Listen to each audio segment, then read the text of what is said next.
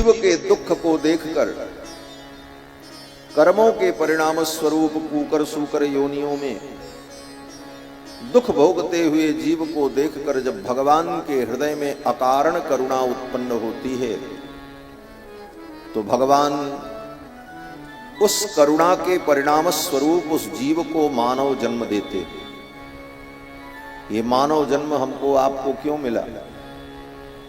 इसके लिए आपने भगवान को कोई एप्लीकेशन लिखा था, कोई प्रार्थना पत्र दिया था, या कोई फीस भगवान को दी थी स्पेशल कि आप इस बार हमको मनुष्य बना के भेजना? ना, आपको पता भी नहीं था कि आप क्या बनने वाले हो, और भगवान ने आपको मनुष्य बनाकर इस धरती पर पैदा किया। 84 लाख योनि में अनंत अनंत जीव भटक रहे हैं, लेकिन भगवान की कृपा हुई आप पर, हम पर, कि भगवान ने कृपा करके ये मानव जीवन प्रदान किया। यही भगवान की सबसे बड़ी अकारण कृपा है। लोग कहते हैं भगवान कृपा करें, हमको ये चीज मिल जाए, भगवान कृपा करें हमारी ये इच्छा पूरी हो जाए। सारी इच्छाएं जिस शरीर में तुम पूरी करना चाहते हो, उस शरीर के प्राप्ति की इच्छा भी तुम्हारे अंदर नहीं थी, लेकिन भगवान ने तुम्हें मनुष्य बना करके भेजा। ऐसे करुणा वरुणालय परमात्मा, जिनकी करुणा का प्रत्यक्ष उदाहरण हम आप हैं जो इस धरती पर बैठे। ये भगवान की प्रथम करुणा हुई कि भगवान ने हमको आपको मनुष्य बनाया। उसके बाद बोले मनुष्य तो धरती पर बहुत है,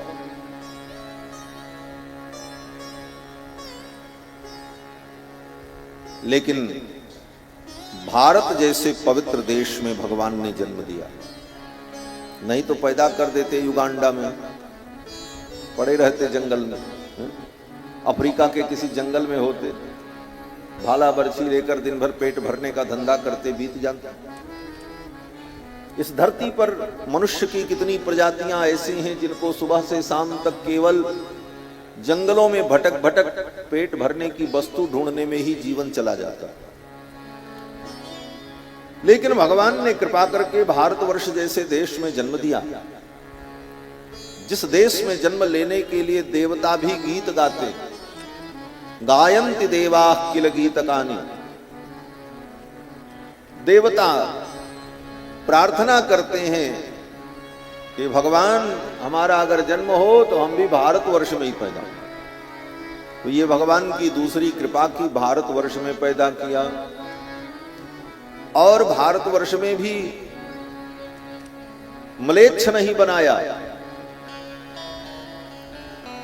शुद्ध वैदिक सनातन धर्म की परंपरा में, शुद्ध वैदिक सनातन धर्म की परंपरा में, कुलीन कुल में, पवित्र कुल में, सनातन धर्म का अनुगमन करने वाले कुल में, वंश में भगवान ने जन्म दिया। ये उससे भी बड़ी कृपा। और उसके बाद हाथ पैर नाक कान आंख सारी इंद्रियों को भगवान ने स्वस्थ दिया, सारे संसाधन दिए, समझने की क्षमता दी, समझाने के लिए गुरुजन दिए, संत दिए, विद्वान दिए। वेद से लेकर हनुमान चालीसा पर्यंत अद्भुत अद्भुत हजारों ग्रंथ इस परंपरा में हमें प्राप्त हुए। इसके बाद भी हम अपने मानव जीवन को धन्य न बना पाए, ठाकुर के चरणों का आश्रय नहीं ले पाए, तो हमसे आपसे बड़ा अभागा कोई इस धरती पर नहीं। ये भगवान की कृपा है कि महाराज ये मानव जन्म मिला। एवं संसृति चक्रस्थे भ्राम्यमाणे स्वकर्मभिः जीवे दुखाकुले विष्णोः कृपा काप्य हो जाए। जब भगवान की कृपा होती है तब ऐसा सुंदर सुअवसर मिलता है। और संतों के चरणों में बैठकर, महापुरुषों के चरणों में बैठकर भगवान की पावन चर्चा सुनने का अवसर मिले, ये तो भगवान की विशेष कृपा का फल।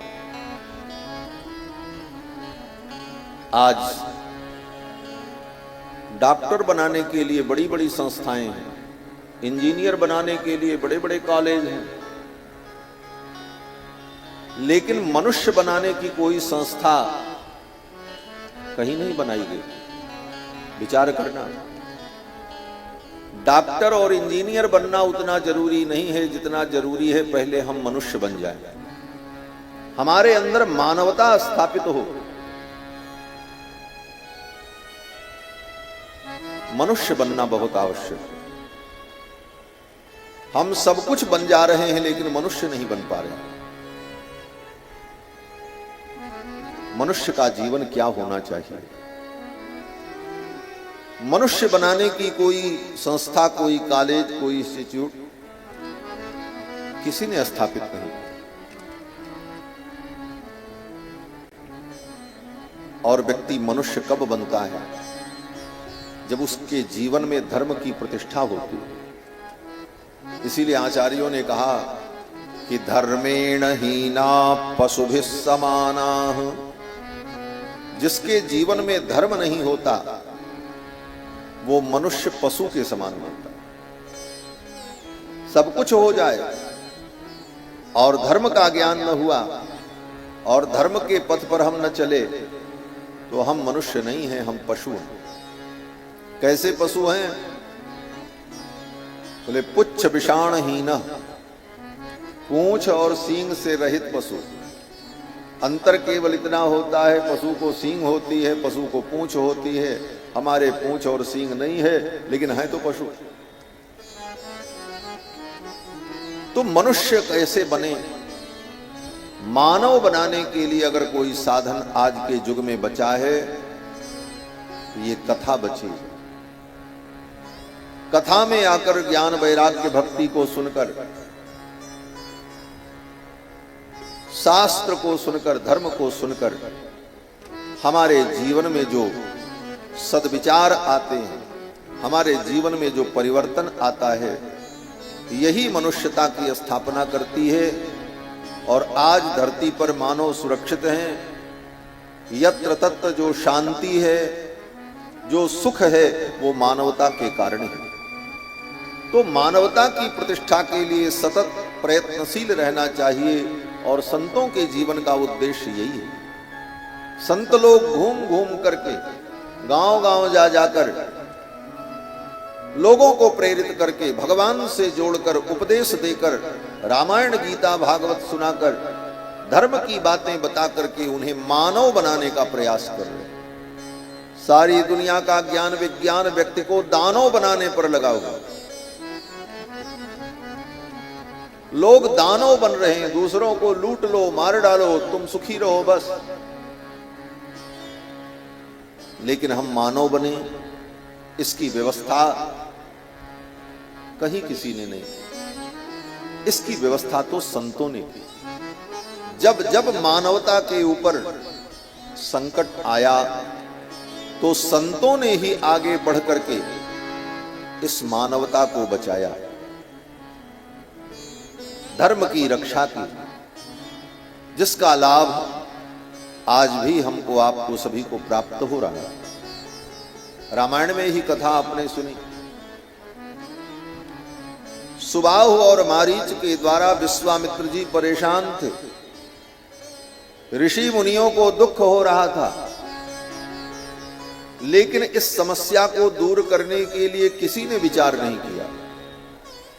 न किसी राजा के मन में विचार आया कि हम सेना लेकर के चलें, सुबाहु मारीच को मार दें। अन्यथा मत समझना, वहीं बगल में श्री जनक जी महाराज का राज्य और इधर बगल में अयोध्या का राज्य, लेकिन किसी राजा के मन में यह नहीं आया कि इन दुष्टों का विनाश हो, इनके कारण समाज को कष्ट है, इनका विनाश हो। इस कार्य के लिए किसी ने विचार नहीं किया। विचार अगर मन में आया तो किसके? बोले एक महात्मा के मन में विचार आया। गाधि तनय मन चिंता व्यापी, हरि बिनु मरहि न निश्चर। विश्वामित्र जी के मन में विचार आया, मुझे कुछ करना चाहिए। बड़े बड़े समर्थ लोग थे जिनके पास जन बल, धन बल, संगठन बल, शस्त्र बल, सैन्य बल, अस्त्र बल, सब प्रकार के बल से संपन्न लोग थे। लेकिन किसी ने समाज के इस महान कार्य को करने का बीड़ा नहीं उठाया। उठाया किसने? बोले सब कुछ त्याग कर जंगल में रहकर तप करने वाले एक महात्मा विश्वामित्र ने संकल्प किया, इस कार्य के लिए मुझे कुछ भी करना पड़े तो मैं करूंगा। और अपना सब काम छोड़कर अयोध्या आए और रघुनाथ जी को लेकर के गए, भूमिका बनाई और ऐसी भूमिका तैयार हुई कि ताड़का मारी गई, सुबाहु मारा गया, मारीच मारा गया, राक्षस मारे गए, मुनि महात्माओं को परम सुख मिला। तो जब जब राष्ट्र में कोई समस्या आती है, धर्म के ऊपर कोई समस्या आती है, तो संत महात्मा ही आगे आकर के उस कार्य को बढ़ाते। आज ही नहीं, अनंत वर्षों का ये इतिहास है। दक्षिण भारत में भी भगवान श्री राम जब वन की यात्रा पर पहुंचे तो राम जी को क्या गर्ज गई थी कि हम राक्षसों का वध करें। चुपचाप 12 वर्ष 14 वर्ष जंगल में रहकर अपनी अवधि पूर्ण करके चले आते शांति पूर्वक। लेकिन श्री अगस्त मुनि ने जाकर के भगवान जब अगस्त मुनि के आश्रम में पहुंचे तो अगस्त मुनि ने भगवान को कहा, राम, संतों को सुखी करने के लिए, इन दुष्टों का संहार करने के लिए ये कार्य तुम्हें करना पड़ेगा और इसकी मैं तुम्हें प्रेरणा देता हूं और इसकी मैं तुम्हें शक्ति देता हूं। और अगस्त मुनि ने दिव्य बाण, दिव्य आयुध राम जी को प्रदान किए और कहा, इन शक्तियों के द्वारा राम तुम दुष्टों का संहार करके मानवता की स्थापना करो।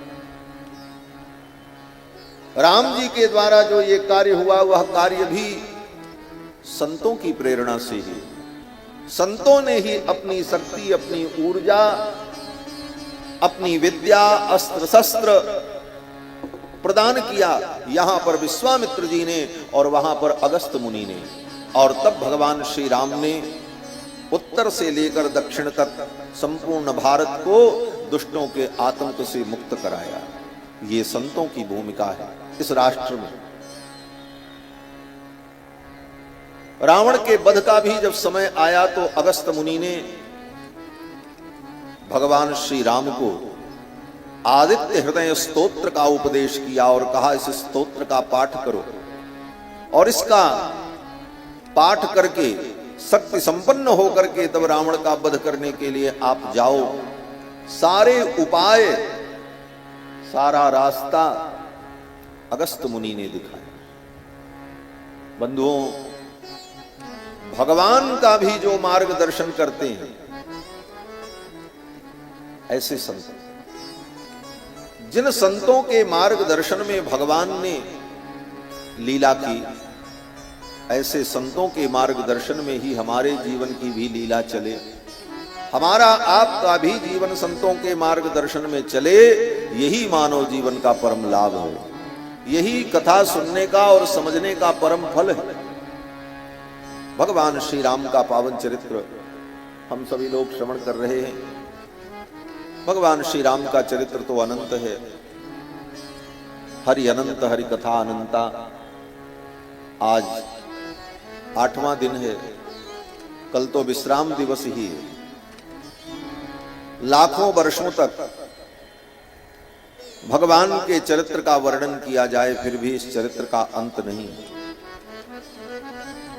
लेकिन जितना हम श्रवण कर लें, समझ लें और उसे जीवन में उतार लें, उससे हमारा जीवन दिव्य बन जाता है। भगवान श्री राम का अवतार 9 लाख वर्ष पूर्व हुआ, लेकिन आज भी राम हमारे आपके लिए प्रासंगिक। आज भी भगवान श्री राम की आवश्यकता है और केवल संत महात्माओं को ही नहीं, हमको, आपको, सबको राम जी की आवश्यकता है। यहां इतने लोग बैठे हैं, इतनी माताएं बैठी हैं कथा श्रवण करने। अगर इन माताओं से पूछा जाए कि माताओं एक बात बताओ, तुमको कैसा पति चाहिए, तो सब माताएं यही कहेंगी, हमको तो राम जी जैसा पति चाहिए। यही ना कहेंगी कि कोई ये कहेगी कि हमको रावण जैसा पति चाहिए, कुंभकर्ण जैसा पति चाहिए। माताओं से पूछो तुमको पति कैसा चाहिए, तो हर माता यही कहेगी हमको राम जी जैसा पति मिले। अगर किसी बाप से पूछो कि तुमको कैसा बेटा चाहिए, तो हर बाप यही कहेगा कि हमको तो राम जैसा बेटा मिले तो बहुत अच्छा। बेटा कैसा चाहिए, बोले राम जैसा। पति कैसा चाहिए, बोले राम जैसा। और की बात छोड़ दो, इन संत महात्माओं से पूछो आपको कैसा चेला चाहिए, तो महात्मा भी यही कहेंगे राम जी जैसा सरल और उदार शिष्य मिल जाए तो जीवन धन्य हो जाए। महात्माओं को भी राम जी ही चाहिए। एक भाई से पूछो तुमको कैसा भाई चाहिए, तो भाई यही कहेगा हमको राम जी जैसा भाई मिले। किसी व्यक्ति से पूछो भैया तुमको मित्र कैसा चाहिए, तो व्यक्ति यही कहेगा मित्र हो तो राम जी जैसा मित्र, मित्र भी राम जैसा चाहिए। अरे और तो और, अगर किसी बुद्धिमान व्यक्ति से पूछो, मैं बुद्धिमान की बात कर रहा हूं, गंवार की नहीं, अगर बुद्धिमान है व्यक्ति तो उस बुद्धिमान से पूछो कि तुमको शत्रु कैसा चाहिए, तो अगर वो सच्चा बुद्धिमान है तो कहेगा हमको शत्रु भी चाहिए तो राम जी जैसा शत्रु चाहिए। रावण बुद्धिमान था, अरे गहरे नथु खैरे को शत्रु नहीं बनाया, राम जी को शत्रु बनाया, और आज तक रावण का नाम अमर है। ये धरती पर जब तक राम जी का नाम रहेगा तब तक रावण का भी नाम रहेगा। बिना रावण का नाम लिए राम की कथा नहीं हो सकती। हमारा बैरु राम बड़ाई करही, शत्रु भी राम जी की बड़ाई करे।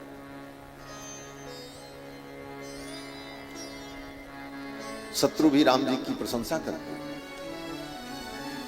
क्योंकि राम का रामत्व विलक्षण है और वो सबको चाहिए। जन जन की आकांक्षा अगर है तो वो क्या है, बोले राम। जन जन की आकांक्षा राम है, क्यों? राम ही आनंद है और आनंद सबको चाहिए। जो आनंद सिंधु सुख राशि सी करते त्रैलोक्य सोरासी। इसीलिए राम का चरित्र आज भी प्रासंगिक है। अगर राज्य की बात आए, कैसा राज्य चाहिए, तो लोग यही कहेंगे हमको राम राज्य चाहिए। आज भी राम राज्य की बात हम करते हैं। 9 लाख वर्ष हो गए राम राजा था, लेकिन आज भी हम राम राज्य चाहते हैं। क्यों? बोले राम आज भी प्रासंगिक है, आज भी राम की हमारे जीवन में आवश्यकता है। और राम के बिना हम अपूर्ण हैं।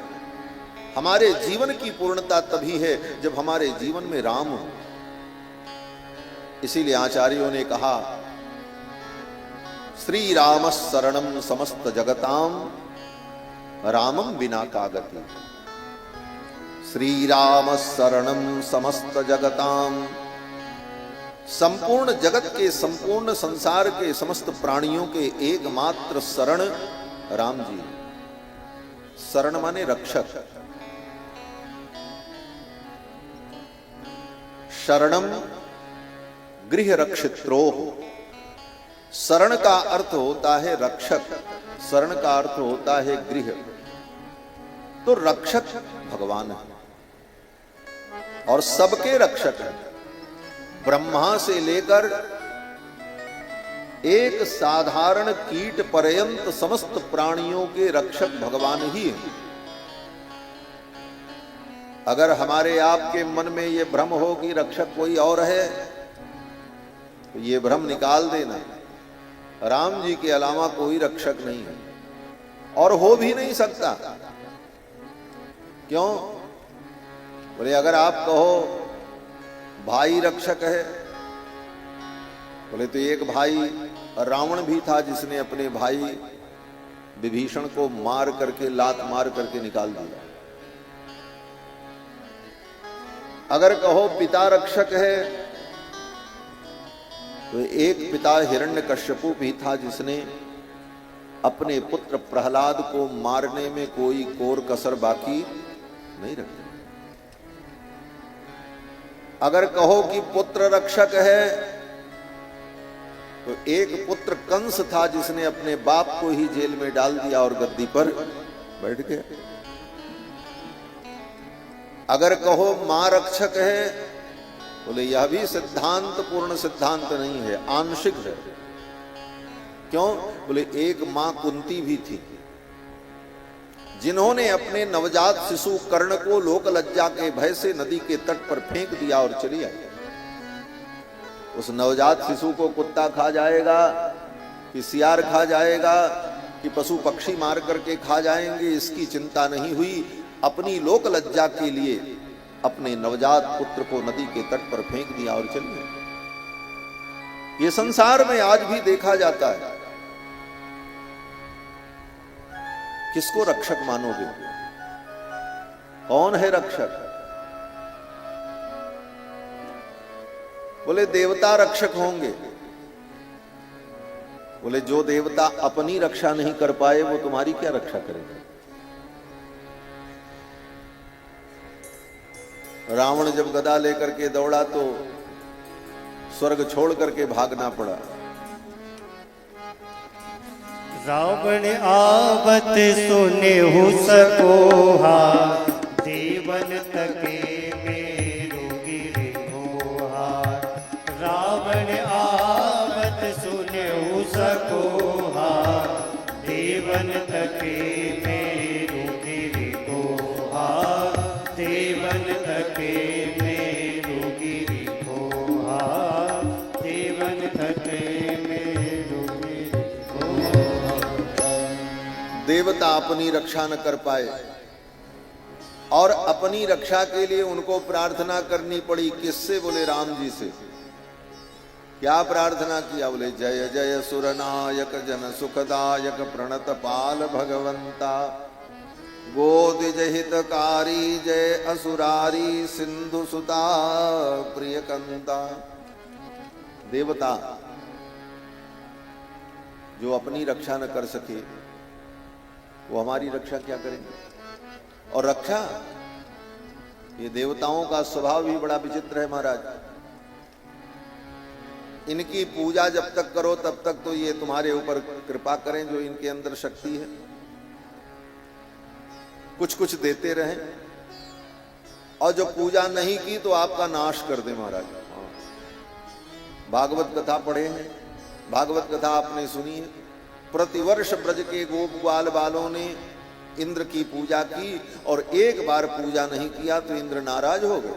इंद्र ने कहा नष्ट कर दो ब्रजमंडल। हाँ, गणम सांवर्तकम नाम मेघानाम चांतकारिणम इंद्र प्राचोदयत क्रुद्धो। क्रुद्ध होकर के इंद्र ने सांवर्तक नाम की मेघमालाओं को कहा जाओ ऐसी वर्षा करो कि पूरा ब्रजमंडल नष्ट हो जाए, सब मर जाए। हाँ। पूरे ब्रजमंडल को नष्ट कर देने के लिए इंद्र ने उपक्रम किया। तो देवता रक्षा करेंगे यह भी निश्चित सिद्धांत नहीं है। बोले तो देवताओं में भी जो देव नहीं महादेव हैं वो रक्षा करेंगे। बोले महादेव भी जब संकट में पड़ते हैं तो रक्षा के लिए भगवान के पास ही जाते हैं। हाँ। जब बृकासुर ने भगवान महादेव को भस्म करने के लिए दौड़ाया तो महादेव भी भाग करके कहां गए? बोले भगवान ही के पास थे। ये भी कथा है। बृकासुर को वरदान दे दिया जिसके सिर पे हाथ रखो वो भस्म हो जाए। बृकासुर ने कहा आप ही के सिर पे रख के देख लेते, और अगर वरदान सही है तो आपको मैं भस्म कर दूंगा और आपकी पत्नी जो पार्वती हैं इनको मैं ले जाऊंगा। अब वो बृकासुर ने भगवान शंकर को दौड़ा लिया। अब भगवान शंकर क्या करें, वरदान तो दे चुके थे। अब बृकासुर जब दौड़ा रहा है कोई उपाय नहीं। अंत में भगवान का ही स्मरण किया भोले बाबा ने भी। हे नाथ अब आप ही कृपा करो। भगवान ब्रह्मचारी बन करके रास्ते में प्रकट हो गए। भगवान भोलेनाथ दौड़ते जा रहे थे, बृकासुर पीछे पीछे। भोलेनाथ तो आगे निकल गए। बृकासुर को भगवान ने रोका और कहा भैया कहां दौड़ रहे हो? अब बोले इनको भस्म करने के लिए जा रहे हैं। बोले क्यों? बोले इन्होंने वरदान दिया है जिसके सिर पे हाथ रखें वो भस्म हो जाए। ब्रह्मचारी बने हुए भगवान ने ऐसी माया फेरी, भगवान ने कहा देखो ये भोले बाबा हैं, इनकी बात पर तुमने भरोसा कर लिया, इनके वरदान में कोई शक्ति युक्ति नहीं होती है। बोले वही तो परीक्षा करना चाहते हैं, इन्हीं के सिर पे हाथ रख करके देख ले। तो ब्रह्मचारी बने हुए भगवान ने कहा इसकी परीक्षा करने के लिए उनके सिर पे हाथ रखने की क्या जरूरत है, अपने सिर पे ही रख के देख लो। बृकासुर ने कहा अपने सिर पर हमने हाथ रखा कहीं भस्म हो गए तो? भगवान ने कहा ऐसे सीधे मत रखना, धीरे धीरे ऐसे रखना, धीरे धीरे अपने सिर पे हाथ को ले आओ। अगर गर्मी लगेगी, कुछ ऊष्मा पता चलेगी तो समझ लेना वरदान सत्य है, रखने की क्या जरूरत है। बृकासुर ने कहा हाँ ये तो ठीक है। और बृकासुर ने अपना हाथ अपने सिर पर रखना शुरू किया, धीरे धीरे डरते डरते नजदीक लेकर के आया। ब्रह्मचारी बने हुए भगवान ने कहा कुछ गर्मी लगी? बोले नहीं। बोले निश्चिंत रहो, कोई बात नहीं, इनके वरदान में कोई शक्ति युक्ति नहीं है, तुम तो रखो हाथ अपने सिर पर, अभी परीक्षण हो जाएगा। और नजदीक वो हाथ लाया। भगवान ने कहा कुछ गर्मी लगी? बोले नहीं। अब गर्मी क्या लगे, कोई हीटर तो था नहीं कि धीरे धीरे गर्म होता, वो तो वरदान था, सिर पे हाथ रखो तो भस्म। भगवान ने कहा अरे तुम निश्चिंत होकर के हाथ रखो। ज्यों ही उसने अपना हाथ अपने सिर पर रखा वो स्वयं भस्म हो गया। जब बृकासुर भस्म हो गया तब भगवान शंकर को शांति मिली। भगवान शंकर ने कहा नाथ आपने कृपा करके मेरी रक्षा की। तो भगवान सबके रक्षक है। ब्रह्मा जो चारों वेद के विद्वान संपूर्ण सृष्टि बनाते हैं, ब्रह्मा के चारों वेदों को ही लेकर के असुर भाग गया। हयग्रीव नाम का दैत्य ब्रह्मा के चारों वेदों को चुरा लिया। अब ब्रह्मा जी कुछ नहीं कर पाए। अंत में ब्रह्मा जी ने भी भगवान से ही प्रार्थना की तो भगवान ने अवतार ग्रहण करके उस असुर का वध किया और चारों वेदों को लाकर के ब्रह्मा जी को प्रदान किया। इसीलिए हमारे आचार्य भगवान की स्तुति में कहते हैं कि वेदापहार गुरुपातक दैत्य पीड़ा। वेदापहार हो जाने पर ब्रह्मा के वेद की भी रक्षा किसने की? बोले भगवान ने की। गुरुपातक दैत्य पीड़ा, भगवान शंकर को ब्रह्म हत्या लग गई, गुरु पातक लगा, उस पातक से मुक्त किसने किया? बोले भगवान ने। दैत्य पीड़ा, बृकासुर दैत्य ने भगवान शिव को भस्म करने के लिए उन्हें दौड़ाया। ऐसी परिस्थिति में उनकी रक्षा किसने की? बोले भगवान ने की। वेदापहार गुरुपातक दैत्य पीड़ाद्यापद विमोचन महिष्ट फल प्रदानैः। ऐसी बड़ी बड़ी आपत्तियों में भी इन देवताओं की भी रक्षा करने वाले कौन हैं? बोले भगवान। इसलिए भगवान ही एकमात्र सबके रक्षक हैं, यह विश्वास होना चाहिए। ये सब बात तभी पता चलेगी जब हम बार बार भगवान के चरित्र को सुनेंगे, भगवान के पावन चरित्र को सुनते रहेंगे, तभी तत्वबोध होगा। तो भगवान ही सबके रक्षक हैं। श्री राम शरणम समस्त जगताम, रामम बिना का गति। और राम जी के बिना कोई गति नहीं। राम जी को छोड़ करके कहीं जाओगे तो तुम्हारी दुर्गति होगी, पक्का लिखा हुआ। राम जी को छोड़ के कहीं भटके और कहीं अटके तो समझ लो फिर लटके संसार में, मुक्ति नहीं मिलेगी। गति तो भगवान के चरणों में है। रामम बिना का गति, रामेण प्रतिहन्यते कलिमलम। और राम जी की शरण में आ गए तो तुम्हारे जीवन का सारा दोष, पाप, ताप, संताप सब कुछ समाप्त हो गया। क्यों? बोले ठाकुर बड़े उदार हैं।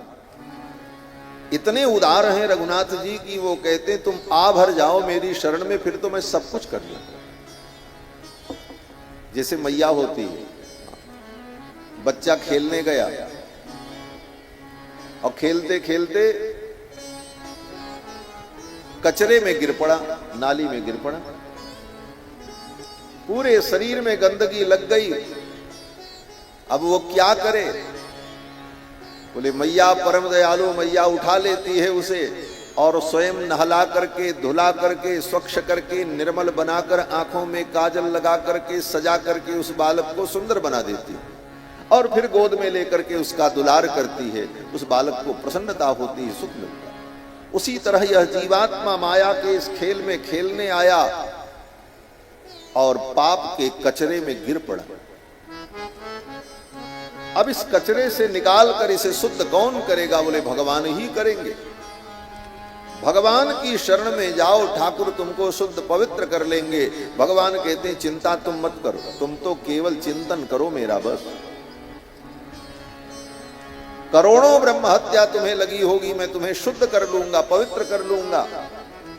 कोटि विप्र बध लागी जाहू, आए शरण तजऊ नहीं ताहू। तो भगवान की शरण में आने पर जीव परम पवित्र हो जाए। रामेण प्रतिहन्यते कलिमलम, रामाय कार्यं नमः।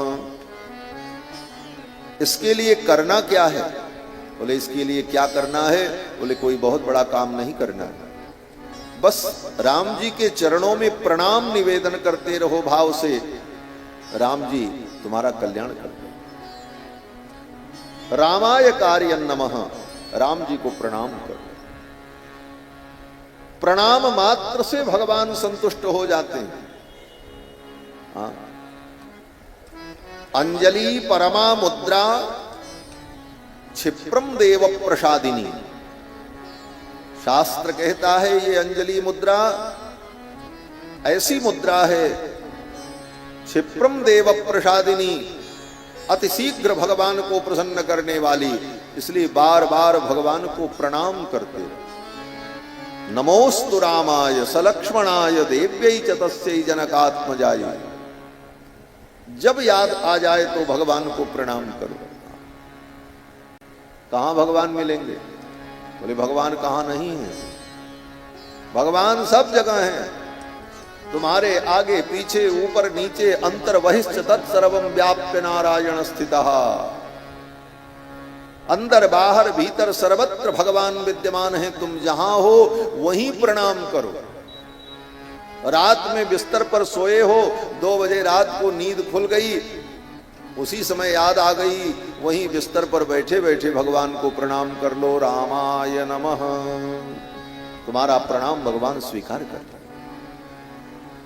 सर्वव्यापक परमात्मा को कहीं भी प्रणाम निवेदन करो, भगवान उस प्रणाम को स्वीकार करेंगे। तो रामाय कार्यं नमः, भगवान को प्रणाम करना यही पर्याप्त है। प्रणाम मात्र से भगवान संतुष्ट हो जाते हैं। रामात् त्रस्यति काल भीम भुजगो। अगर राम जी की शरण में आ गए तो काल भी राम जी से डरता है। काल का भी कोई भय नहीं होगा।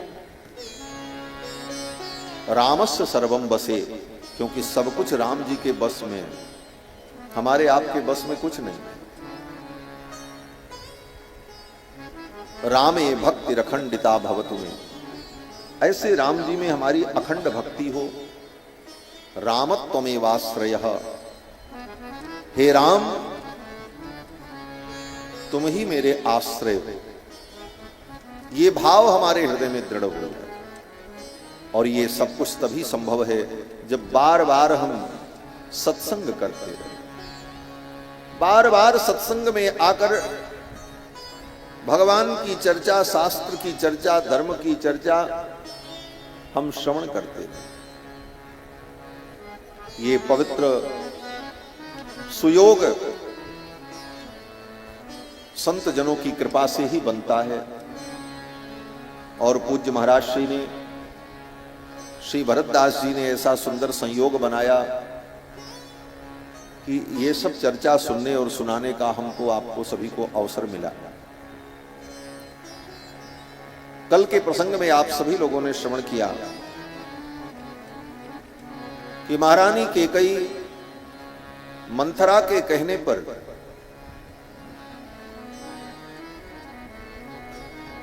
दो वरदान मांगने के लिए कोप भवन में गई। ये जो कुछ लीला हो रही है, ये सब लीला भगवान के ही संकल्प से हो रही है। भगवान की जो लीला है, इस लीला में केवल समझने के लिए और समझाने के लिए किसी के गुण और किसी के दोष का वर्णन किया जाता है। वस्तुतः भगवान की लीला सब कुछ भगवान के ही संकल्प से होती है। भगवान ही संकल्प करते हैं और जिससे जैसा चाहते हैं वैसा उससे करा लेते हैं। इसीलिए भगवान का अवतार न किसी के वरदान से होता है, न भगवान का अवतार किसी के शाप से होता है। कहा जाता है, कथा के आनंद में उन बातों की भी चर्चा होती है कि नारद जी ने शाप दिया, वृंदा ने शाप दिया, उन्होंने वरदान दिया, फिर भगवान ने ऐसे ऐसे अवतार लिया। लेकिन मूल कारण क्या है?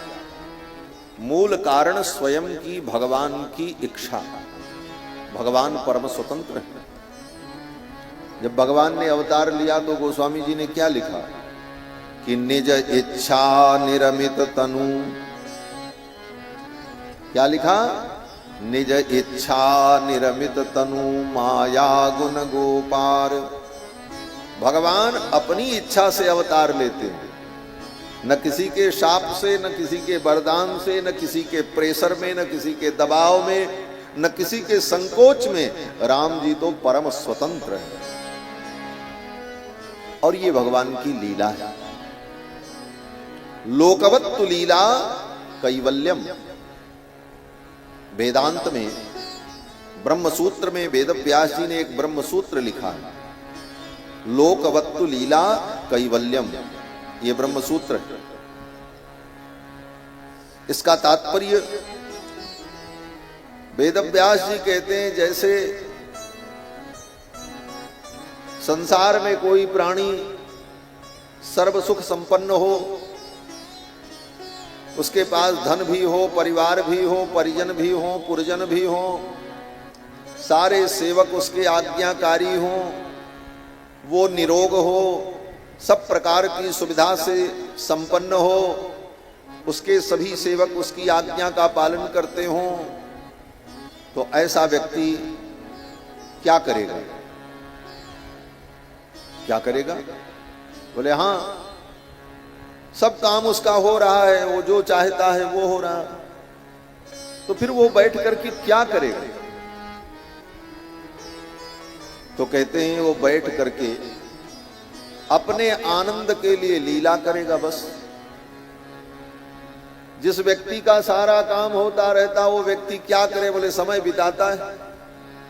अब समय कैसे बीते? बोले तो टीवी खोल लिया, थोड़ी देर टीवी देखे, थोड़ी देर मोबाइल चलाएं, थोड़ी देर गाना सुने, थोड़ा घूमे, और क्या कर सकता है? तो जैसे संसार में, लोक में जिसकी संपूर्ण इच्छा पूर्ण हो चुकी है, वह व्यक्ति लीला मात्र करता है, उसी प्रकार आप्त काम, पूर्ण काम, परम निष्काम भगवान, जिनकी समस्त इच्छाएं सदा पूर्ण रहती हैं, वे भगवान केवल लीला के लिए ये सब कुछ करते हैं। लोकवत्तु लीला कैवल्यम। ये अवतार लेना, असुरों को मारना, संहार करना, ये सब क्या है? बोले ये सब भगवान की लीला केवल है। क्या करें भगवान? खाली बैठे रहे तो कुछ तो करना ही है। बोले चलो यही करते हैं। और फिर भगवान ही सब सृजन करते हैं, भगवान ही संकल्प करते हैं, और वैसी वैसी प्रक्रिया होती है, और फिर भगवान वो लीला करते हैं।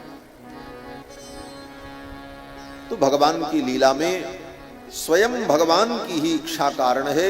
निज इच्छा निर्मित तनु माया गुण गोपाल। महारानी कैकेयी की बुद्धि बदल गई। महारानी केकई ने वरदान मांगने के लिए कोप भवन में जाकर अपने वस्त्रों को उतारकर, आभूषणों को उतारकर, साधारण वस्त्र पहनकर भूमि पर लेट गईं। महाराज दशरथ जब राज्य कार्य से निवृत्त हुए तो उन्होंने सोचा कि ये शुभ समाचार सर्वप्रथम मैं महारानी केकई को सुनाऊं। महारानी केकई भगवान श्री राम से बहुत स्नेह करती है। भगवान श्री राम के प्रति स्नेह के कारण ही 12 वर्ष तक अपने पुत्र भरत से दूर रह करके भी कभी अपने भरत का स्मरण नहीं किया, क्योंकि मां केकई को कभी राम जी में और भरत में कोई अंतर समझ में नहीं आया। रामे वा भरते वाहम विशेषम नोपलक्ष्य। महारानी केकई कहती राम में और भरत में हमको कोई विशेषता माने अंतर। विशेषता क्या होती है? विशेषता का मतलब होता है जो दो वस्तुओं में अंतर बता दे उसका नाम विशेषता होता है। कहते हैं ना इसकी विशेषता अलग है, इसकी विशेषता अलग है, इसका मतलब दोनों में अंतर है।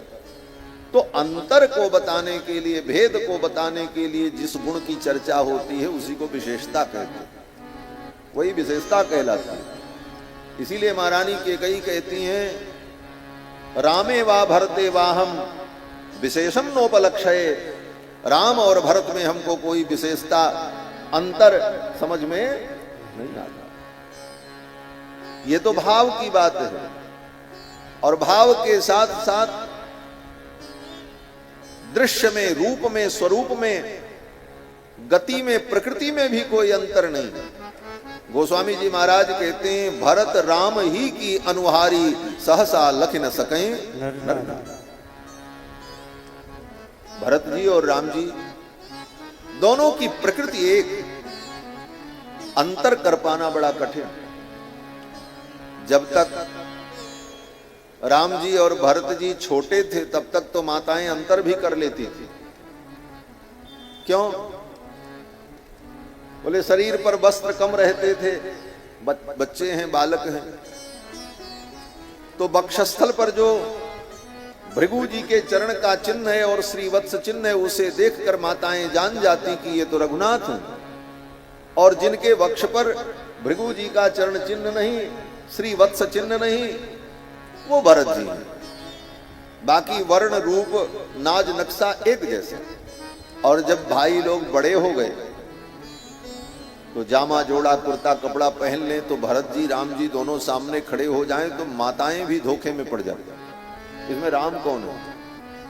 तो मां कौशल्या, मां केकई भगवान के वस्त्र को हटा करके देखती, बोले इधर आओ हम पहले देखेंगे। और राम जी के पीतांबर को हटा करके जब देखें और भृगु जी का चरण दिख जाए तो अले ये तो राम है। ऐसा व्यामोह हो जाता था माताओं को। भरत राम ही की अनुहारी सहसा लख न सके नर नारी। तो मां केकई का राम जी के प्रति अगाध प्रेम है, परंतु लीला में भगवान के संकल्प से केकई को यह कलंक लगना था। संत जन कहते यह कलंक भी श्री केकई महारानी ने भगवान के लिए ही स्वीकार किया।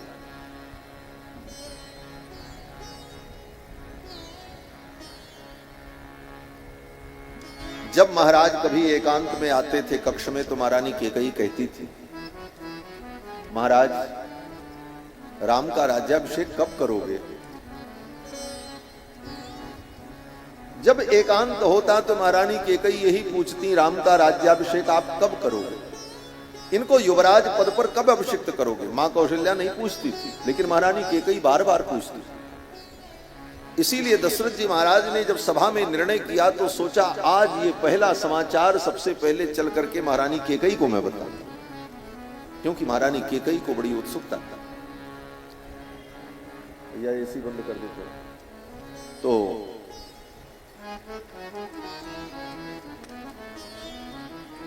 लेकिन महारानी केकई को पहले ही पता चल गया। पहले कैसे पता चला? बोले जब राम जी को महाराज ने कहा कि कल तुम्हारा राज्याभिषेक होगा, गुरुदेव वशिष्ठ के बताए हुए नियमों का पालन करो। भगवान श्री राम को जब ये पता चला तो भगवान श्री राम आए और एकांत में आकर के अपनी मां कैकेयी से कहा, मां, पिताजी हमको कल राजा बनाना चाहते हैं।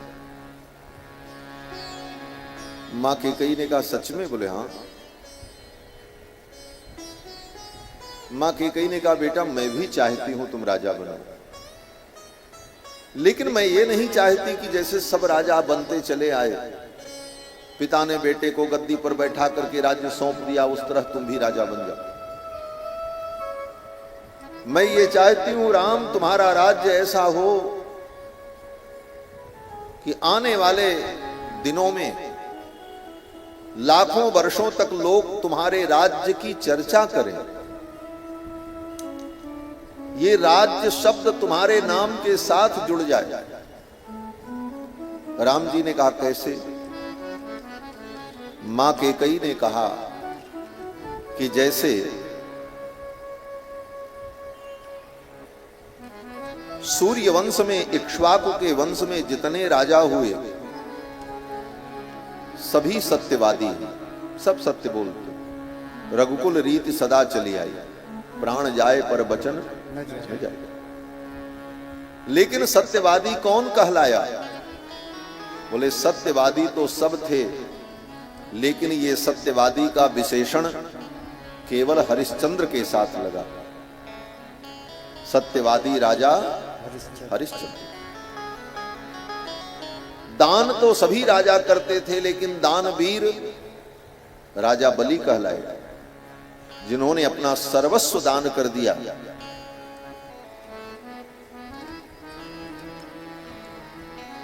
मां कैकेयी ने कहा, जैसे दान शब्द बलि के साथ जुड़ा, सत्य हरिश्चंद्र के साथ जुड़ा, राम मैं चाहती हूं ये राज्य तुम्हारे नाम किससे जुड़ जाए। तुम्हारा राज्य इतना सुंदर राज्य हो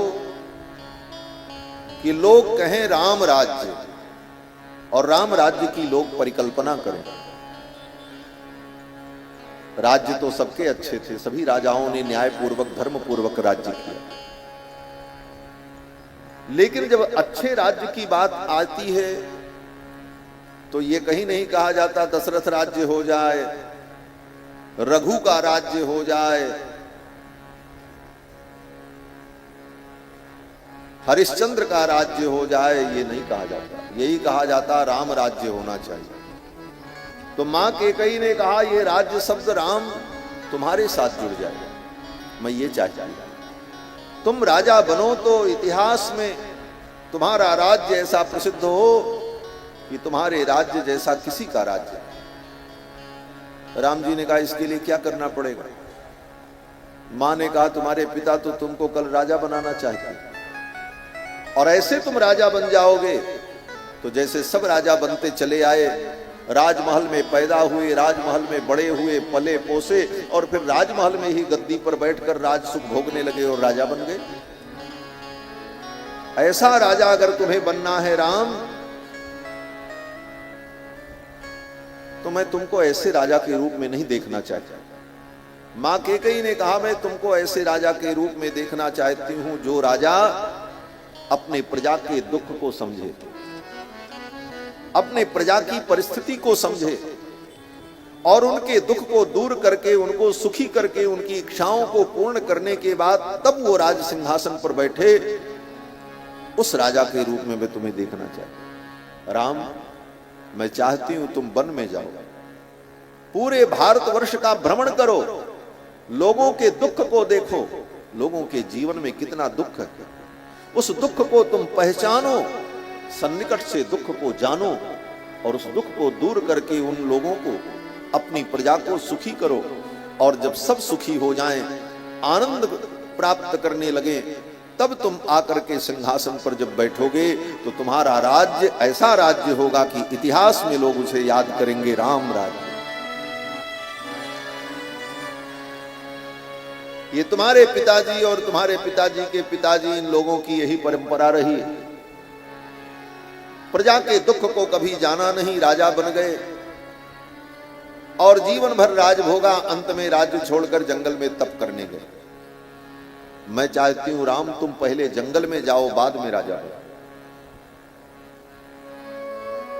राम जी ने कहा पिताजी तो कल हमको राजा बनाना चाहते, वो मुझे जंगल नहीं जाने देंगे। मां कैकेयी ने कहा राम अगर तुम तैयार हो तो मैं तुम्हारी सहायता करूंगा, मैं तुम्हें वन में भेजूंगी। मैं चाहती हूं राम तुम बन जाओ, राम तुम बन जाओ।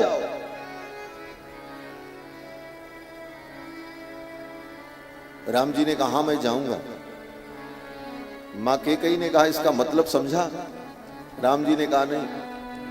मां कैकेयी ने कहा राम मैं चाहती हूं तुम बन जाओ, अर्थात हर मां यही चाहती है कि मेरा बेटा बन जाए, बिगड़ न जाए। और जब तुम वन में जाओगे तो बन जाओगे राम, तुम राम कहलाओगे।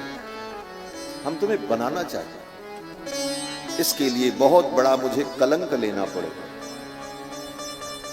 लोग मुझे गालियां देंगे, पीढ़ियां मुझे गालियां देंगी,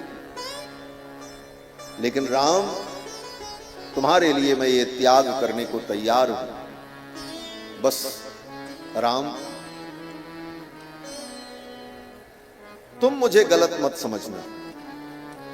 भगवान श्री राम ने कहा मां मेरे लिए आप इतना बड़ा त्याग करेंगी, आपके चरणों में मेरी अगाध श्रद्धा है और सदा ऐसी ही बनी रही। मां कैकेयी ने कहा राम मैं सब उपाय करती हूं वन में भेजने की, तुम चिंता मत करो। इसीलिए भगवान श्री राम ने कभी अपनी मां कैकेयी की निंदा नहीं की। रामायण पढ़ लेना, महारानी कैकेयी का चरित्र उभय विध चरित्र है। उभय विध चरित्र का मतलब रामायण में कुछ लोगों का चरित्र वंदनीय है, रामायण में कुछ लोगों का चरित्र निंदनीय है। जिसका चरित्र वंदनीय है उसका चरित्र निंदनीय नहीं है, और जिसका चरित्र निंदनीय है उसका चरित्र वंदनीय नहीं है। लेकिन एकमात्र मां कैकेयी हैं रामायण में जिनका चरित्र वंदनीय भी है और निंदनीय भी। इनके चरित्र की वंदना भी है और निंदा भी। और सबने मां कैकेयी की निंदा की, लेकिन राम जी ने कभी अपनी मां कैकेयी की निंदा। विचार करना, जिसको मां कैकेयी ने बन दिया उसने निंदा ही नहीं की, और दूसरों का सिर दर्द हो रहा था सबने मां कैकेयी की निंदा कर डाली। जिसको बन भेजा उन्होंने तो कुछ नहीं कहा। राम जी तो यहां तक कहते हैं कि जो व्यक्ति मेरी मां कैकेयी की निंदा करेगा वो व्यक्ति कौन है? बोले उसने जीवन में कभी संतों का संग नहीं किया, उसने कभी शास्त्रों का स्वाध्याय नहीं किया, उसकी बुद्धि दूषित हो गई, इसलिए वो मेरी मां कैकेयी की निंदा करता है। दोष तेई जननी जड़ तेई, जिन गुरु साधु सभा नहीं से। दोष तेई जननी जड़ तेई, जिन गुरु साधु सभा नहीं से। जिन गुरु साधु सभा नहीं से, जिन गुरु साधु सभा नहीं से। भगवान कहते हैं दोष दे जननी जड़ते। जो मेरी मां कैकेयी का को दोष देगा वो जड़ है, मूर्ख है। उसने गुरु और संतों के चरणों में बैठकर सत्संग नहीं किया, वो व्यक्ति मेरी मां की निंदा करे। राम जी ने कभी मां कैकेयी की आलोचना नहीं की, और अगर किसी ने करने की कोशिश की तो राम जी ने तुरंत उसे डांट दिया। हमारे पूज्य स्वामी जी महाराज कहा करते थे। बड़े अद्भुत महापुरुष थे श्री अयोध्यानाथ मंदिर के पूज्य स्वामी जी महाराज। कभी कभी वो एक बात कहते थे कि इस धरती पर कुछ आत्माएं ऐसी हैं जो त्रेता युग से आज तक भटक रही है। क्यों? बोले जिन आत्माओं ने भावावेश में आकर महारानी केकई की निंदा की, वो राम जी के कृपा के पात्र न बन सके और आज भी संसार में भटक रहे हैं। और ये कहते हुए महाराज श्री कभी कभी कहते थे, उन्हीं में से एक मैं भी हूं। ये उनका भाव था। और महाराज केकई का चरित्र बड़ा विलक्षण चरित्र है। भगवान जब पंचवटी में पहुंचे और गोदावरी में स्नान करने गए, तो गोदावरी में जब स्नान कर रहे थे भगवान, तो गोदावरी का जल बड़ा शीतल था, ठंडा था। हेमंत ऋतु थी, अगहन का महीना, हेमंत ऋतु। दक्षिण भारत में कम ठंडी पड़ती है। यहां जब कड़ाके की ठंडी पड़ती है तो महाराष्ट्र में चले जाओ, लोग एसी चला करके रहते। हेमंत ऋतु में उत्तर भारत में खूब ठंडी पड़ती है, अगहन का महीना होता है। दक्षिण में उतनी ठंडी नहीं होती, फिर भी प्रातः काल थोड़ी शीतलता होती है। भगवान श्री राम, कुमार लक्ष्मण और श्री जानकी तीनों जब गोदावरी में स्नान करने गए, प्रातः काल का समय था, शीतल जल था। तो लक्ष्मण जी जब स्नान करने लगे तो लक्ष्मण जी को भरत जी की याद आई और लक्ष्मण जी ने प्रभु राम से कहा, भैया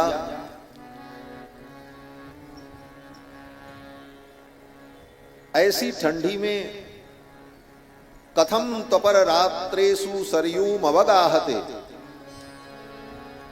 भैया भरत,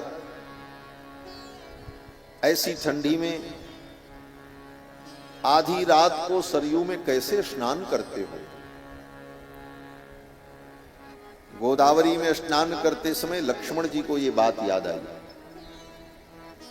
लक्ष्मण जी कहते हैं, भरत भैया इतनी ठंडी में अर्धरात्रि में सरयू में कैसे स्नान करते हो? भरत जी रात्रि के 2 बजे ही सरयू स्नान करने जाते थे। लोग ब्रह्म मुहूर्त में जाते थे, लेकिन भरत जी रात के 2 बजे ही चले जाते। क्यों? बोले भरत जी 2 बजे स्नान करने के लिए इसलिए जाते थे, भरत जी सोचते थे ब्रह्म मुहूर्त में सब लोग स्नान करने जाएंगे, उसी समय अगर मैं भी स्नान करने गया और स्नान करते समय लोगों ने मुझे देखा, जो लोग स्नान करने आएंगे वे लोग मुझे देखेंगे, तो कहीं उनके मन में ये भाव ना आए कि आज सवेरे सवेरे किस पापी का मुख मैंने देख लिया, जिसके कारण राम को वन में जाना पड़ा, महाराज का मरण हो गया, अयोध्या अनाथ हो गई। ऐसे व्यक्ति का सवेरे सवेरे मैंने मुंह देखा, ये सोच करके लोगों को कहीं पीड़ा न हो, दुख न हो, इसलिए भरत जी अपना मुख किसी को दिखाना नहीं चाहते।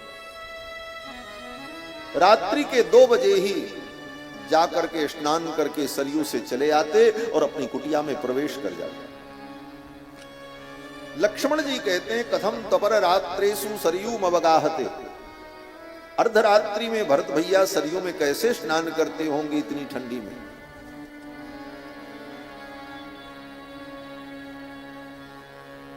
और ये कहते हुए लक्ष्मण जी ने एक बात और कह दी। जब व्यक्ति कुछ कहता है तो कुछ न कुछ बातें बढ़ ही जाती हैं। लक्ष्मण जी ने कहा, भैया भरत ने संसार की उस उक्ति को झुठला दिया, कौन सी उक्ति? बोले संसार में ये उक्ति है, ये कथन है लोगों का कि पिता के अधिकतम गुण बेटी में आते हैं और मां के अधिकतम गुण बेटा में होते हैं। मां के गुणों का प्रभाव बेटा पर पड़ता है और पिता के गुणों का प्रभाव बेटी पर पड़ता है। इसीलिए मां को बेटा ज्यादा प्यारा होता है, बेटी भी प्यारी होती है, और पिता को बेटी बड़ी प्यारी होती है, क्योंकि ये लोक की रीति। लक्ष्मण जी ने कहा इस उक्ति को भैया भरत ने झुठला दिया। मां केकई के एक भी गुण भैया भरत में नहीं आए, पिता के ही सारे गुण आए। अब बताओ इस बात में लक्ष्मण जी ने क्या गलत कहा? कुछ गलत नहीं कहा, सत्य कहा। लेकिन अगर सूक्ष्म दृष्टि से आप देखो तो इस कथन में मां केकई की निंदा दिखाई पड़ती। लक्ष्मण जी ये कहना चाहते हैं मां केकई के गुण भरत में नहीं आए, नहीं तो भरत ऐसे उदार और नीतिज्ञ और धर्मज्ञ कैसे होते जिन केकई में इतनी कठोरता है। तो सूक्ष्म दृष्टि से कहीं न कहीं मां केकई की आलोचना इस वाक्य में निहित थी, और इसे सुनते ही भगवान श्री राम क्रुद्ध हो गए। स्नान करते हुए गोदावरी में ही राम जी ने लक्ष्मण को डांटा। भगवान श्री राम ने कहा लक्ष्मण नते मध्यमा अंबा तात गर्ह्यतव्या कदाचन। हे लक्ष्मण, तुम मेरे सेवक हो, लेकिन तुम्हें यह अधिकार नहीं है कि तुम मेरी मध्यमांबा का, मेरी मझली मां का तुम दोष वर्णन करो, उनकी निंदा करो। यह अधिकार तुम्हें नहीं है लक्ष्मण। नते मध्यमांबा तात गर्हितव्या कदाचन। और अगर तुम्हें बोलने का मन है, बिना बोले तुमसे रहा नहीं जाता लक्ष्मण, तो बोलो, लेकिन ये मत बोलो। अगर तुम्हें बोलने का मन है तो मेरे भैया भरत का चरित्र मुझे सुनाओ। भरतस्य कथाम कुरु तमेवं इक्ष्वाकुनाथस्य भरतस्य कथाम कुरु। मेरे इक्ष्वाकु कुल के जो नाथ हैं भरत, उन भरत का चरित्र मुझे सुना। सारी दुनिया राम का चरित्र सुनती है और राम बोले भरत का चरित्र सुना। सारी दुनिया राम जी का नाम जपती है और राम जी किसका नाम जपते हैं? बोले भरत जी का नाम। जग जप राम राम जप जेहि, राम सरिस को भरत, भरत सरिस को राम सनेही, जग जप राम राम जप जी। सारी दुनिया राम जी का नाम जपती है और राम जी भरत जी का नाम लेते हैं। सब राम की कथा सुनते हैं और भरत जी और राम जी बोले राम जी भरत जी की कथा सुन। राम जी लक्ष्मण से कहते हैं मेरे भैया भरत की कथा सुनो। मेरा भरत जो है वही इक्ष्वाकु का नाथ है। नाथ माने रक्षक। आज इक्ष्वाकु वंश जो बचा है वो भरत के कारण बचा। भरत ने स्वयं दुख सहकर अयोध्या में रहकर मेरी आज्ञा को मानकर माताओं का संरक्षण किया, प्रजा का संरक्षण किया। आज जो कुछ इक्ष्वाकु वंश बचा है वो भरत के कारण बचा। तमेवं इक्ष्वाकुनाथस्य भरतस्य कथाम। तो मां केकई की आलोचना राम जी सुन नहीं सकते, क्योंकि राम जी जानते हैं मेरी मां केकई का हृदय परम निर्मल है। मां केकई ने मेरे यश और कीर्ति के लिए स्वयं कलंक लिया। तो ये सारी बात मैंने इसलिए कही कि जो कुछ ये लीला है सब भगवान के ही संकल्प से। निज इच्छा निर्मित तनु माया गुण गोपाल। महारानी केकई कोप भवन में गई। दशरथ जी महाराज आए और दशरथ जी ने सोचा ये समाचार मैं महारानी केकई को सुनाऊं, और जाकर के जब देखा निकट पहुंचे। जाय निकट नृपकह मृदुबानी। सन्निकट जाकर के दशरथ जी ने बड़ी मधुर वाणी में कहा महारानी प्राण प्रिया के ही हेतु रिसानी। हे प्राण बल्लभे, आप क्यों नाराज हैं?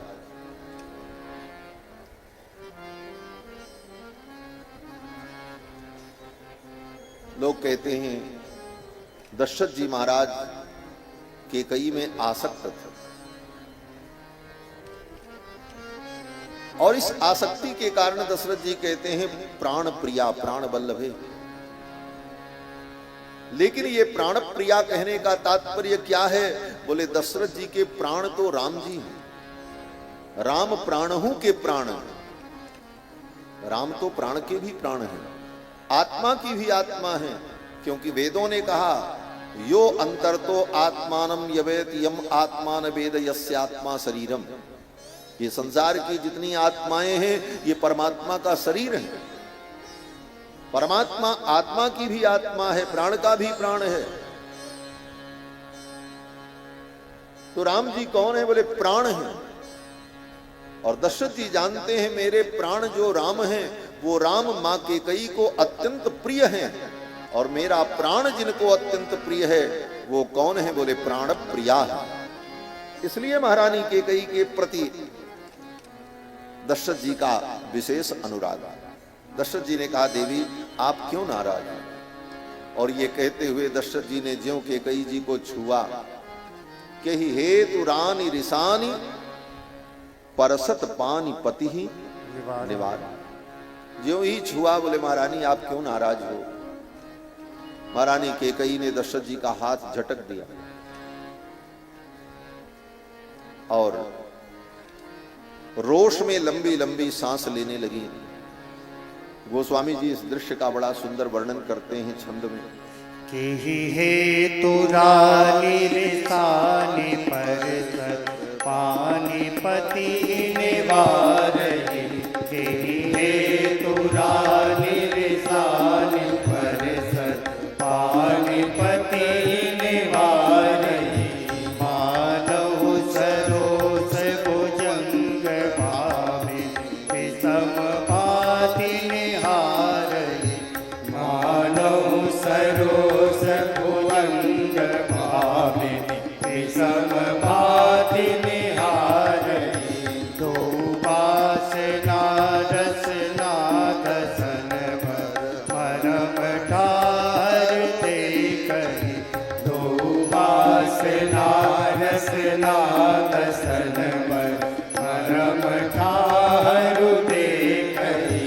तुलसीन पति भव तप्यतावस काम को तुक ले कही। तुलसीन पति भव तप्यतावस काम को तुक ले कही। हेतु रानी रिसानी परसत पानी पति निवार।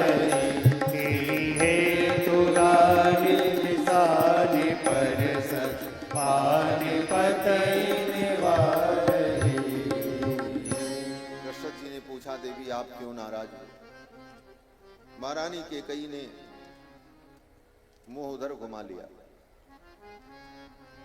महाराज दशरथ ने कहा महारानी किसने आपका अपराध किया? और किसी ने अगर आपका अपराध किया है तो आप बताओ। आपकी प्रसन्नता के लिए मैं सब कुछ करने को तैयार हूं। आपकी प्रसन्नता के लिए आप कहो तो किसी रंक को राजा बना दो। कहू के ही रंक ही करहु नरेशु। और आपकी प्रसन्नता के लिए कहू के ही नृप ही निकासो देशु।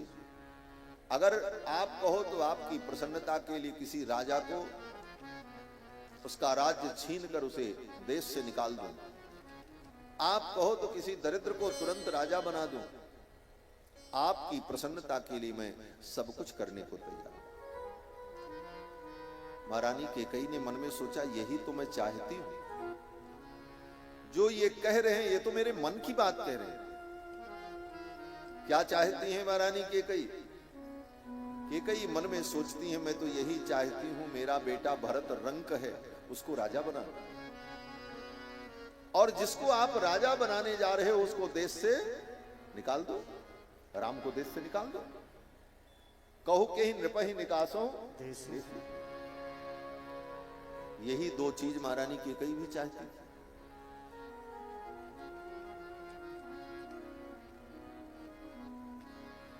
महारानी कैकेयी ने मन में सोचा यही तो मैं चाहती हूं।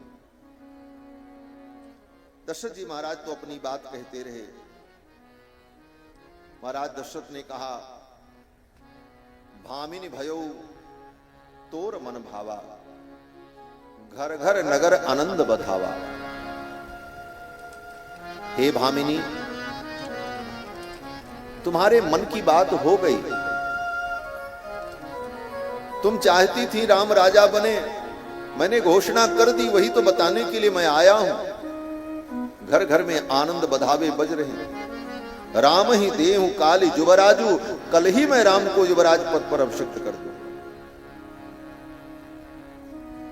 ये शुभ समाचार मैं तुम्हें सुनाने आया, लेकिन ये सुनाने पर भी महारानी कैकेयी को प्रसन्नता नहीं। दशरथ जी ने कहा,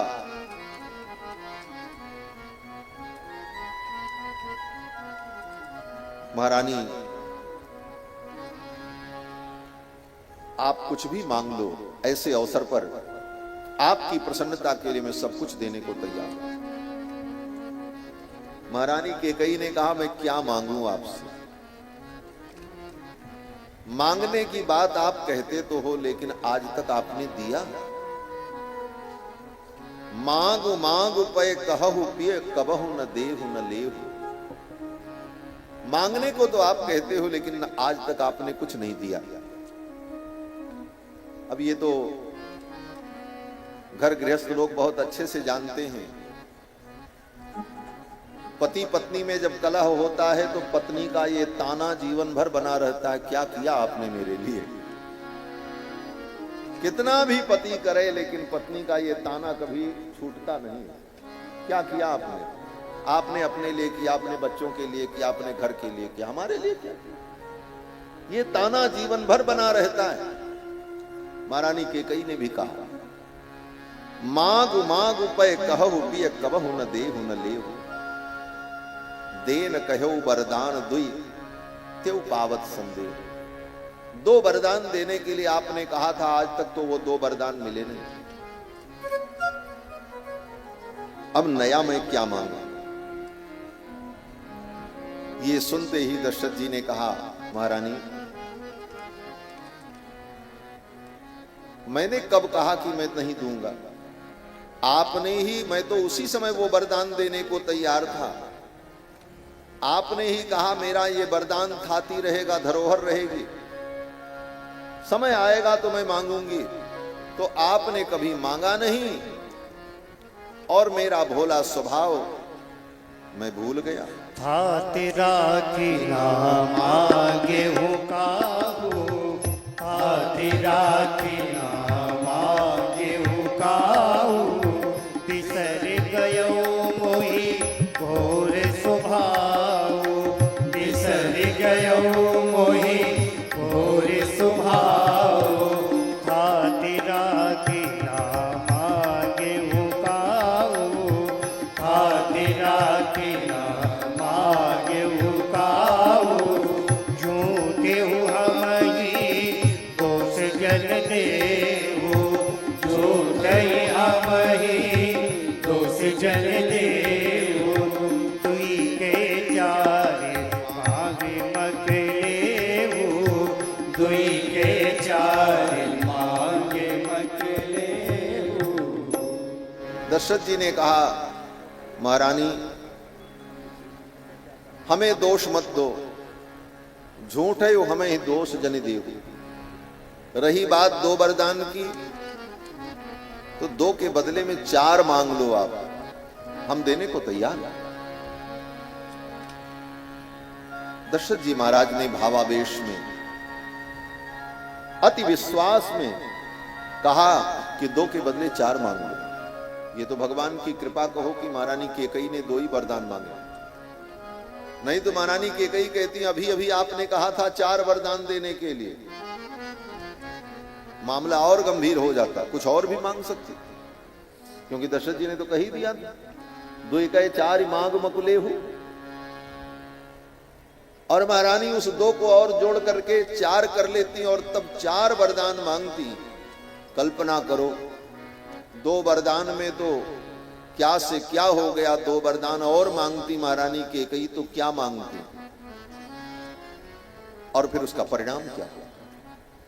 इसलिए शास्त्र कहता है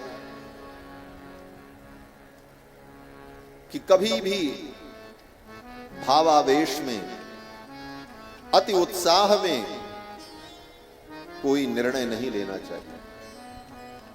विचार करके, चिंतन करके, मंथन करके तब कोई निर्णय लिया जाता है। अति उत्साह में और भावावेश में कोई निर्णय होता है तो वह निर्णय गलत भी हो जाता है और उसका परिणाम भयानक होता है।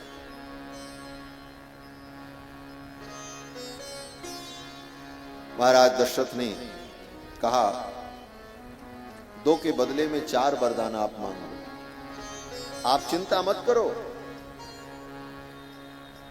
मैं सत्य कहता हूं, आपके वरदान की पूर्ति होगी। क्यों? बोले रघुकुल रीति सदा चली आई, प्राण जाए पर वचन न जाए। इसी प्रसंग में दशरथ जी ने यहीं पर यह बात कही।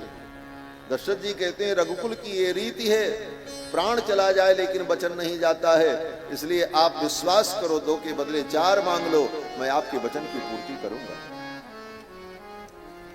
लेकिन क्या पता था दशरथ जी को कि आज ये बात सत्य हो जाएगी, वचन की पूर्ति के लिए मुझे अपना प्राण भी देना पड़ेगा। वचन की पूर्ति के लिए ही तो दशरथ जी के प्राण चले गए।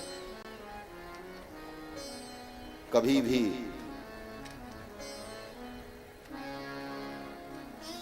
स्त्री के हृदय के भाव को जानने के लिए प्रच्छन्न वृत्ति का आश्रय लेना चाहिए, शास्त्र कहता है।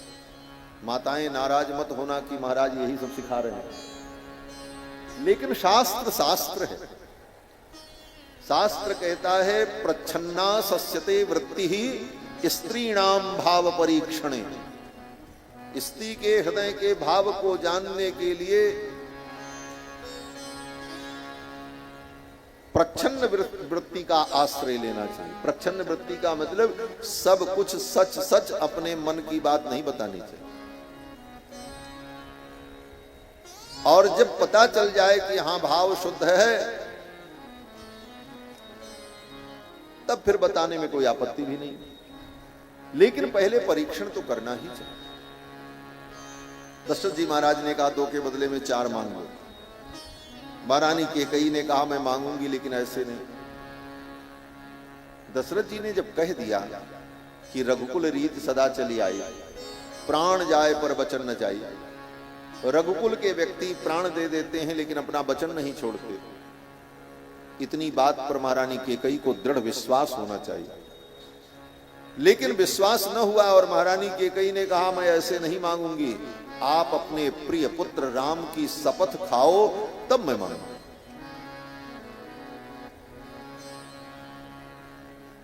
जिसको व्यक्ति के बात पर भरोसा नहीं होता वो व्यक्ति कहता कसम खा करके कहो तो हम मानेंगे।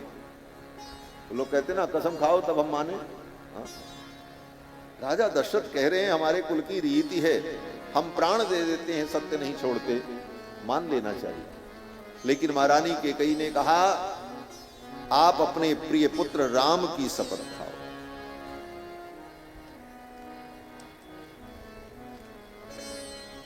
इसी पर दशरथ जी को सावधान हो जाना चाहिए कि रघुकुल की परंपरा पर इनको विश्वास नहीं है। मैं शपथ लूं तब मेरे ऊपर विश्वास हो। जिसके साथ इतना दीर्घकालिक जीवन व्यतीत किया उसके सत्य पर विश्वास नहीं। और प्रिय पुत्र राम के शपथ की बात कैकेयी कर रही हैं। दशरथ जी को इसी पर सावधान हो जाना चाहिए था और कह देना चाहिए था मैं अपने राम की शपथ नहीं लूंगा। आप मांगो क्या मांगना है, इसमें शपथ की क्या आवश्यकता है। लेकिन भाव में और अति विश्वास में दशरथ जी समझ नहीं पाए और दशरथ जी ने शपथ ले ली। दशरथ जी ने कहा कि शपेते वचन क्रियाम, हे कैकेयी, मैं अपने पुत्र राम की शपथ ले रहा हूं, आप जो कहोगी वो मैं करूं। अपने प्रिय पुत्र राम की शपथ ले रहा हूं। जब शपथ ले लिया तब महारानी कैकेयी ने कहा, अब मैं कहने जा रहे हैं। यहां तो मानस रामायण में थोड़ा गोस्वामी जी महाराज ने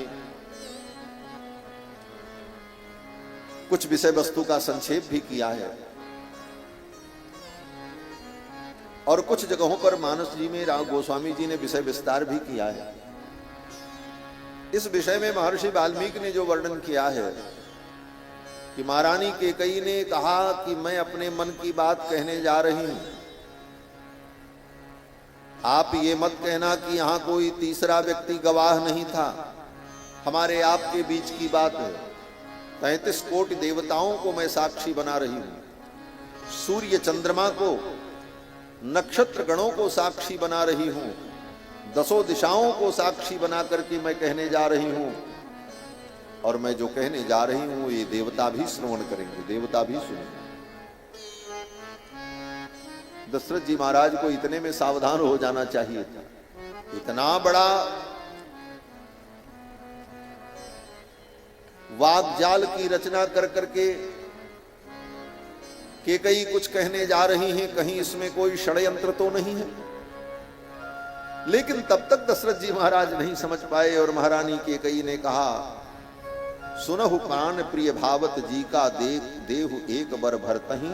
ठीक है, एक वरदान तो मुझे ये चाहिए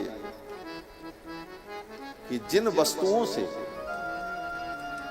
जिन सामग्रियों से कल आप अपने ज्येष्ठ पुत्र राम का युवराज पद पर अभिषेक करने जा रहे हैं, उन्हीं वस्तुओं से मेरे पुत्र भरत का राज्याभिषेक, वो सामग्री मेरे भरत के लिए प्रयुक्त हो, तब मेरे मन को संतोष होगा।